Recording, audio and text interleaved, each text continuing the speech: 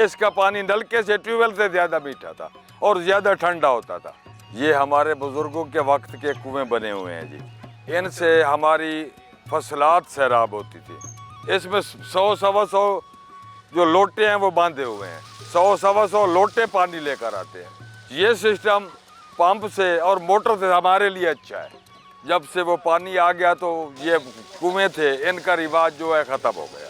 मेरा नाम हाजी नज़र हुसैन है। ये तकरीबन इनको 125 साल हो चुका है जी।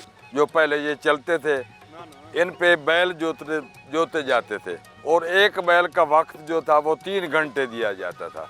3 घंटे के बाद उस बैल को वापस ले आते और दूसरा बैल आ जाता। वो ज़माना 100 साल पहले था। उसके बाद आहिस्ता आहिस्ता ट्यूबवेल आ गए, नहरें आ गईं, दरिया से नहरें निकाली गईं। तो हमने अपने बाबा दादा के रिवाज के मुताबिक उनको कायम रखने की खातिर इस कुएं को कायम रखा हुआ है। और इस वक्त हम इससे सिर्फ बैलों को, भैंसों को पानी पिलवाते हैं।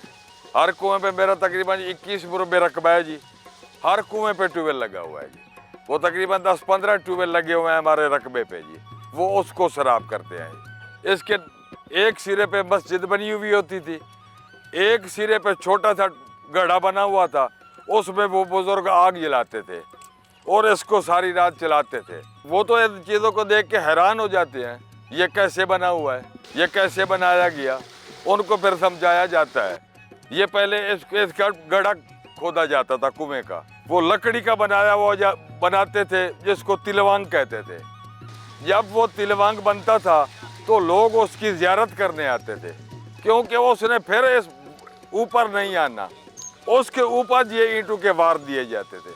पंप का पानी थोड़ा है, ये पानी ज़्यादा आता है। हम नहाते भी थे, पानी भी इसी का पीते थे। इस काम के लिए ख़ास बैल इस्तेमाल होता है जो यहाँ पे चले।